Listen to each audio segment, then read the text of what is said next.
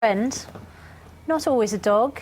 This is the amazing Bob the cat and James Bowen, who was living, well, I described it as a sort of choppy life when an injured tomcat turned up on his doorstep, and he nursed it back to health, sent it on its way as Bob, and Bob just kept coming back, didn't he? He certainly did. He's changed my life dramatically, ever since the book's come out. He's certainly gained a lot of public attention. He's got God knows how many followers on Twitter and Facebook now. I mean, it's over 60,000. Wow. We just released a children's book of, basically a cut-down version of the first book, Well, that's right, because the last time we met was back in March Television last Centre, and Bob came in then, and you had told your story in this book. You'd been busking, you'd been selling the big issue, you had been recovering, frankly, from a drug addiction. You'd been addicted to heroin and then to methadone.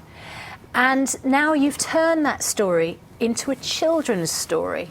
Well, the thing is, so many people who are reading it wanted to give it to their kids, and there is a bit of dark content in there, so we're sort of, and also adjusting some of the words so that it was more accessible to ages 11 above, which is what it's for.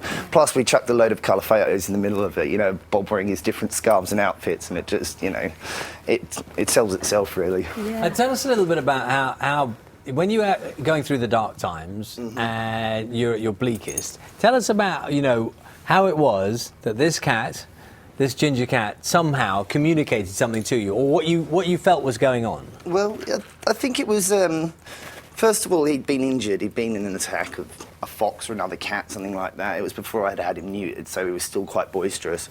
And after I nursed him back to health with the antibiotics, he just kept following me about. And he really had this kind of thing of saying, look, I'm sticking with you.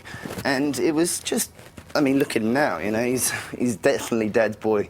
And he just made me concentrate on something other than, my own selfish desires. So this was a time when other people you thought were kind of not with you. Yeah. And then someone, in this case, Bob, a cat, seems to deliver that. I know. You couldn't make it up, could you?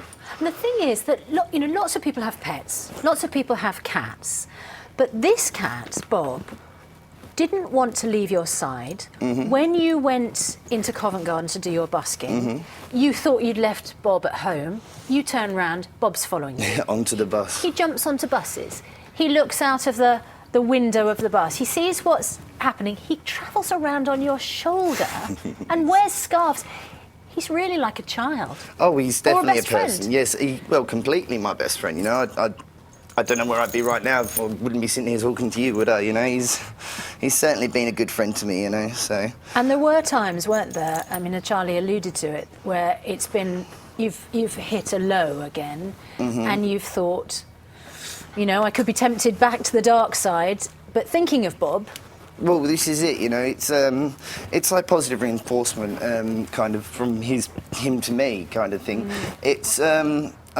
Obviously, people say relapse can be a part of recovery, but, also support can be a great part of recovery, and I've done rehab, I've done the 12 steps, I've done all that kind of stuff, but, to tell you the truth, this boy here has done more for me than any of those kind of things. Can I ask you something, James? I can't help but think, which is that, there'll be a time when Bob's not going to be around. Oh, don't... Well, I don't. That is, and you must have thought that one through. And you have such a close relationship, and I just think, what does that do for you? Well, are you in a place now where you can you think you're okay in yourself? Is that an unfair question? Well, yeah. Obviously, cats don't have as long life as a human does, but I will cherish it every moment that he's with me. It's just something that I'll be able to reflect back on it and look at my book and go, well, that was my cat, And so that will help you to cope, going on. Well, when I was writing the book, I found it was a great way to release all kind of stuff. It's worked better than a therapist writing my book. Yeah.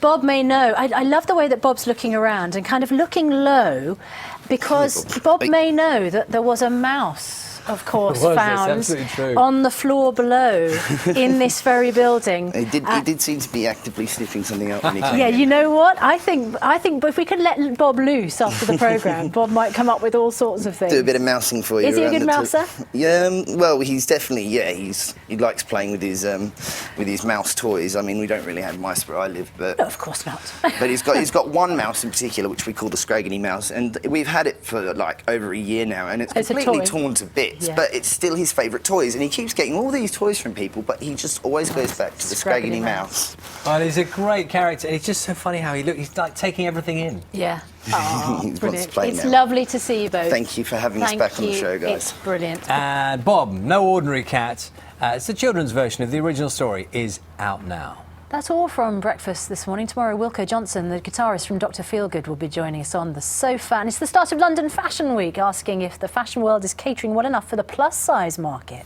Have a great day. We're going to leave you now with Noah Stewart singing the Flower Song by Carmen. Happy Valentine's Day.